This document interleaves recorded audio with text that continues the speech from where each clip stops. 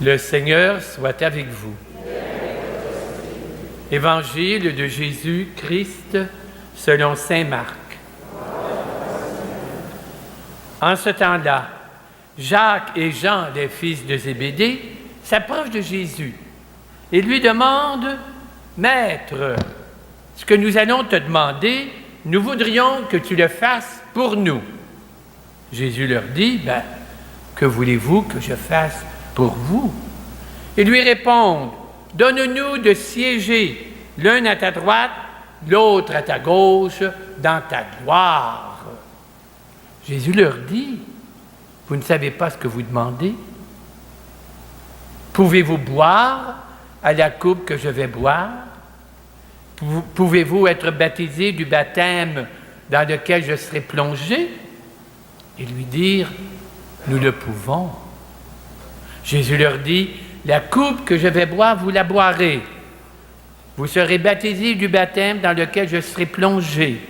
Mais quant à siéger à ma droite ou à ma gauche, ce n'est pas à moi de l'accorder.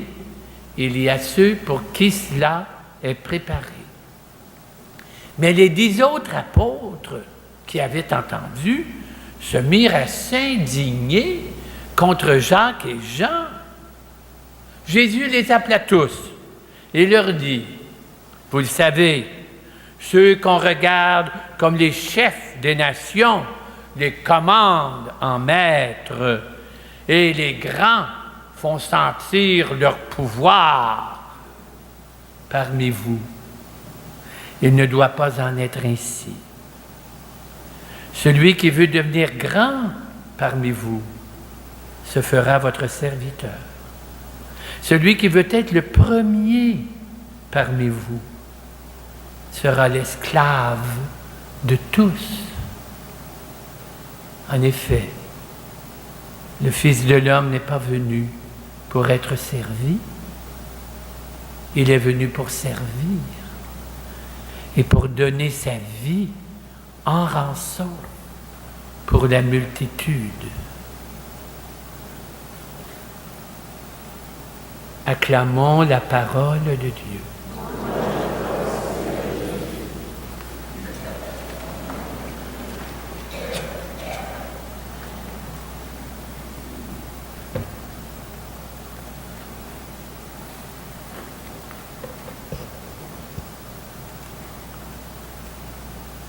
Sœurs et frères, j'ai plus l'habitude d'être de l'autre côté comme animateur de chant que de ce côté-ci, pour faire la prédication.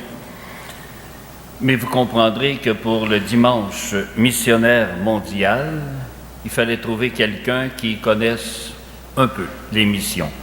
Alors moi-même, j'ai passé une 20aine d'années en pays d'Haïti.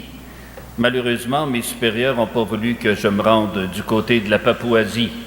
Quand je leur ai demandé d'aller passer une année sabbatique de ce côté-là, ils m'ont dit « C'est trop loin, tu vas te perdre. » Alors on dit « On va t'envoyer en Haïti », mais je suis resté là 20 ans. Il y a 3 points que je voudrais souligner aujourd'hui en ce dimanche mondial des missions. Les lectures d'aujourd'hui, en particulier l'Évangile, nous portent à réfléchir beaucoup. La demande que font les apôtres, les 2 disciples, peut nous interroger. Mais ce qui m'interroge plus, c'est la demande que leur fait Jésus. « Que voulez-vous que je fasse pour vous? » C'est une demande qui est pour nous aussi aujourd'hui. Jésus nous rencontre et il nous dit « Que voulez-vous que je fasse pour vous? » Sûrement qu'on ne répondrait pas la même chose que les apôtres. On aurait probablement demandé un meilleur salaire. On pourrait demander un emploi plus stable. On pourrait demander peut-être aussi une retraite, mais en santé. On pourrait demander des enfants qui soient plus gentils, plus accueillants, plus respectueux de leurs parents, ou que sais-je encore. Jésus nous demande aussi de dépasser notre petit cercle familial, social, et il nous dit, celui qui veut être le plus grand, qu'il soit le plus petit. Le premier sera le dernier, le serviteur. Et il nous en a donné l'exemple lui-même, et c'est ce que nous trouvons dans la lecture aux Hébreux. Nous avons en Jésus un grand prêtre éprouvé, à notre ressemblance, excepté le péché, Lui, il a traversé les cieux et il est venu jusqu'à nous. Cela nous conduit au deuxième point, au dimanche de la mission. Le pape nous a donné comme thème « Avec les jeunes, apportons l'Évangile à tous ». Vous l'avez sur les tableaux, mais le pape avait ajouté « avec les jeunes ». C'est pas parce que pour nous, qui avons peut-être un peu de cheveux blancs, diront « ça ne nous regarde pas ». Non, on est tous obligés d'apporter l'Évangile. Malgré les défauts que l'on connaît à l'Église, notre Église locale, nos Églises nationales, le pape dit « Chers jeunes, n'ayez pas peur du Christ et de son Église ». C'est un thème qu'on revoit souvent chez les papes ces années-ci. N'ayez pas peur. Et pour nous, on peut se rappeler un chant qu'on interprétait longuement, souvent. Je cherche le visage du Seigneur. C'est ça que nous avons à faire chaque jour dans nos vies. Peut-être qu'on pourrait le chanter ensemble, au moins le refrain. Allons-y. Je cherche le visage du Seigneur. Je cherche son image tout au fond de vos cœurs. C'est cela être missionnaire. Ce n'est pas nécessairement s'en aller de l'autre côté, de traverser l'océan, prendre des avions. Non, c'est faire découvrir Jésus qui est là dans ma vie. Faire découvrir Jésus qui est là dans les services que je rends. Faire découvrir Jésus dans les relations que j'ai avec les autres. Faire découvrir Jésus dans mes charités. Faire découvrir Jésus par ma prière.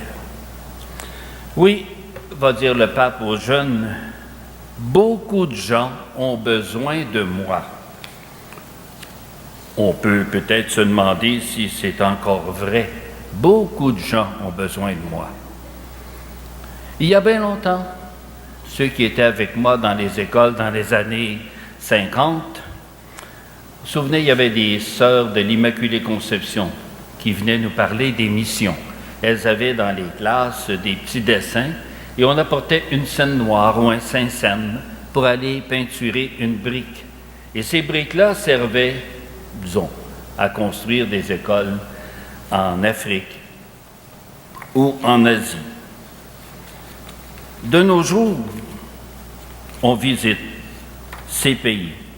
Justement, pour aller en Papouasie, je suis allé là dernièrement au début de septembre, j'ai fait un aller-retour très long avec une escale de transit en Chine, Hong Kong et Shanghai. J'ai vu que nos scènes noires qu'on avait données avaient servi à construire des écoles, mais beaucoup plus de gratte-ciel et d'industrie. Quand on arrive en avion, c'est impressionnant de voir ce qu'il y a là. Pourquoi je suis allé en Papouasie? Parce que les frères de Saint-Gabriel, dont je suis membre, une autre communauté de la famille Montfortaine, célébraient 50 ans, et c'est ce que vous voyez ici devant, 50 ans d'arrivée en Papouasie, Nouvelle-Guinée. Imaginez, pour se rendre là, j'ai mis près de 25 heures d'avion, sans compter les 10 heures à peu près que j'ai fait en transit ici et là. Imaginez le temps que ça prend. Il faut avoir une bonne santé pour aller jusque-là. Et après ce temps de voyage, j'ai rencontré Monseigneur Gilles Côté, que vous avez sûrement rencontré ici aussi. C'est un missionnaire montfortain canadien qui est encore le seul Canadien, je pense, qui reste en Papouasie, Nouvelle-Guinée. Et on peut se réjouir aujourd'hui avec les missionnaires montfortains parce qu'il y a un autre de leurs confrères qui vient de recevoir du pape une nomination comme évêque dans un diocèse voisin de Kiunga, Monseigneur Rosario Menezes. Il est dans le diocèse de Lé, juste au peu au nord de la Papouasie. Les frères de Saint-Gabriel avaient suivi les pères Montfortin et les filles de la sagesse pour aller prendre en charge les écoles. Monseigneur Deschamps C'est lui qui était alors le pasteur de ce diocèse. Les frères de Saint-Gabriel, ou comme disent maintenant nos confrères anglophones de l'Asie, les Montfort Brothers of St. Gabriel, ont aidé dans bien des domaines, mais surtout dans l'éducation, à Daru, à Kiunga et maintenant dans la capitale, à Port Moresby. Ils ont créé à Kiunga un Boys Town, un genre d'école technique. D'autres confrères qui étaient là, qui sont allés, ont œuvré en pastoral, comme prêtres ou chargés de la formation des catéchistes. Marqué, c'est il y a 50 ans. C'était aussi certains qui, par leur habileté mécanique, ont travaillé dans la construction ou dans la réparation des voitures. D'autres ont apporté un soutien logistique, comme pilote d'avion. On avait un frère de Saint-Gabriel, mais il y avait aussi un frère de missionnaire Montfortin qui était là. Il y a même eu un capitaine de bateau. On a un frère qui avait au-delà de 70 ans, qui avait fait pas mal de missions à travers le monde et qui a accepté d'aller finir sa vie comme capitaine de bateau. Imaginez-vous pas le Queen Elizabeth II, là. C'était un petit bateau de mission qui faisait un peu de cabotage entre des stations. Et lui-même, qui était un homme d'une propreté comme ça, il était obligé de vivre sur un bateau. C'était pas drôle pour lui. Mais j'admire toujours cet homme-là. La Papouasie-Nouvelle-Guinée était alors à bâtir, au plan matériel et au plan spirituel. L'école, c'était un moyen d'aider au développement. Les églises distribuées ici et là étaient reliées par radio amateur et par l'avion. Les dispensaires tenus par les filles de la sagesse ont vraiment apporté un coup de main. Dès lors, nos confrères gabrielistes canadiens qui arrivent ont décidé de fonder ce Boys Town. Depuis, le petit Boys Town qu'ils ont fondé est devenu une grande école secondaire à Kiunga. Pourquoi? Parce qu'on a été remplacé par des confrères de l'Inde. Alors, l'école qui était petite, qui avait peut-être 200 élèves, même pas, et maintenant St. Gabriel Technical Secondary School, comprenez que c'est un secteur anglais, et il donne le cours régulier et une formation technique en même temps. Chaque élève qui sort de cette école-là connaît un peu de mécanique, connaît un peu d'électricité, pour être capable de se débrouiller davantage dans le pays. C'est une grande école de 800 élèves, garçons et filles, et il y a aussi un pensionnat de 400 élèves. Imaginez ce que ça demande de technique et de nourriture à chaque jour pour 400 personnes. Les frères avaient fondé aussi au départ un cours par correspondance. Beaucoup de jeunes allaient à l'école, mais avaient besoin de poursuivre leurs études. Ils laissaient tomber en cours de route. C'était trop haut pour eux autres. Alors, ils ont formé un cours par correspondance dans un pays qui n'avait pas de service postal. C'était par radio, souvent ça se faisait, ou bien par l'avion qui ramenait les devoirs corrigés aux élèves. Depuis, il y a une religieuse, fille de la sagesse, la sœur Aurore, qui a mis sur pied une école appelée Emmaüs Farm. Une ferme. Vous allez dire, une ferme? Pour des jeunes? Oui, c'était des décrocheurs. Donc, elle a continué un peu ce que les frères avaient fait. Elle a repris les décrocheurs et les décrocheuses, si je puis dire comme ça, garçons et filles, qui avaient quitté l'école. Elle les a mis ensemble et, sur un an, ils apprennent un peu de mathématiques, un peu d'anglais, mais ils apprennent surtout à cultiver la terre, à apprendre à se débrouiller avec les moyens du bord, un peu d'hygiène familiale, un peu d'hygiène personnelle, un peu d'élevage aussi, des poissons surtout. Pourquoi elle a appelé ça Emmaüs? Et ça nous ramène à l'Évangile. Rappelez-vous, quand les disciples d'Emmaüs ont quitté Jérusalem après la mort de Jésus, ils étaient découragés, ils ne savaient plus quoi faire. En marchant avec Jésus, ils l'ont écouté, sont assis à table avec lui, et là, ça les a réveillés. On dit, oh, on va repartir, on va aller dire à nos copains que Jésus y est vraiment ressuscité. Et c'est ce qui arrive pour ces jeunes-là. Presque la moitié ou plus du groupe qui est là, une trentaine d'élèves seulement, retournent aux études à la fin de leur année de formation. Et c'est comme un retour aux sources pour eux et pour elles. Ils travaillent la terre. Et c'est là-dessus que je veux vous parler. Vous avez d'ailleurs dans le livret Les Nôtres que vous trouverez à l'arrière ou à l'avant ici, des images. En bas ici, quelque chose sur la ferme Emmaüs. Ils ont reçu un tracteur. Mais c'est une terre très argileuse, très dure à cultiver. On leur a envoyé un tracteur avec une herse droite. Moi, je suis fils de Montréal, alors je ne connais pas beaucoup les termes d'agricole, mais je sais que la herse ne convient pas. Ils ne sont même pas capables de la rentrer dans la terre. Peut-être que si on leur donnait un autre instrument, ça serait préférable. Ils n'ont pour cultiver la terre que ce tracteur qu'ils regardent, qu'ils contemplent parce qu'il leur manque des outils, et il leur manque aussi des pics, des pioches, des pelles pour être capable de creuser, de faire des trous pour semer des graines, être capable de faire grandir ce qu'ils ont. Je vous invite donc à les aider. Ils ont besoin de notre assistance. J'ai visité cette ferme-là.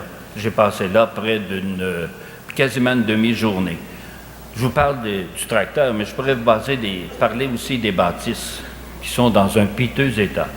Ils ont des dortoirs, ils ont des salles de bain, des cuisines qui mériteraient un bon coup de peinture et un peu de rénovation. Il y a une sorte de bête là-bas qui mange le bois. Par exemple, si on a des beaux bancs ici, ils vont manger tout le bois qui est à l'intérieur, puis ils vont laisser juste la couche extérieure. Alors, vous avez de temps à autre l'impression de toucher du bois, mais vous passez à travers parce qu'il n'y a que la peinture qui existe. Alors, ils attendent un peu de notre part quelque chose.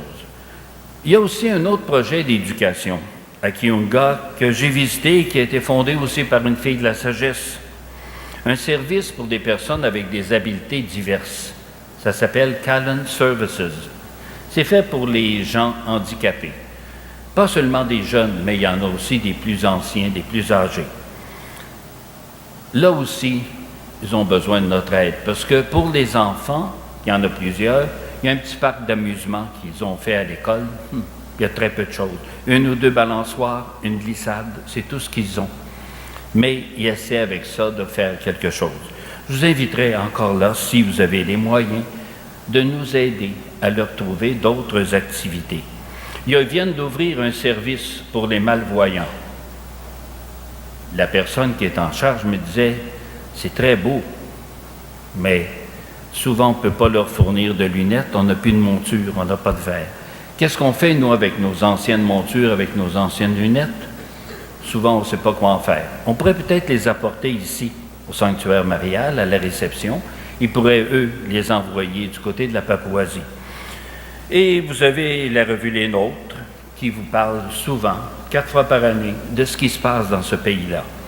Je vous invite à prendre le livret qui est à la porte, et je vous invite aussi à utiliser l'enveloppe qui nous servira pour aider les gens de ce pays. Si vous voulez que votre don s'en aille du côté de la ferme, écrivez dessus « ferme ». Si vous voulez qu'il aille pour les enfants handicapés, écrivez « handicapés », de sorte qu'on saura un peu où envoyer votre don. Et si aujourd'hui, par hasard, vous avez oublié d'apporter quelque chose, il est toujours possible d'apporter l'enveloppe chez vous ou de retourner la semaine prochaine ou par la poste. Ça nous servira. Je pense d'ailleurs que l'adresse est marquée sur l'enveloppe. C'est plus facile. Sœurs et frères, nous sommes tous appelés à cette mission. Évangéliser, ce n'est pas réservé juste à un groupe de personnes. Depuis notre baptême, depuis notre confirmation, nous sommes appelés à répondre selon nos moyens, selon notre vie, selon nos appels. Notre participation à l'Eucharistie dans quelques minutes sera notre façon de dire oui à Jésus, de lui dire « je veux travailler avec toi ». C'est là une façon aussi de faire un geste généreux en ce jour des missions. Et je termine en disant, comme le pape, avec les jeunes, apportons l'Évangile au monde.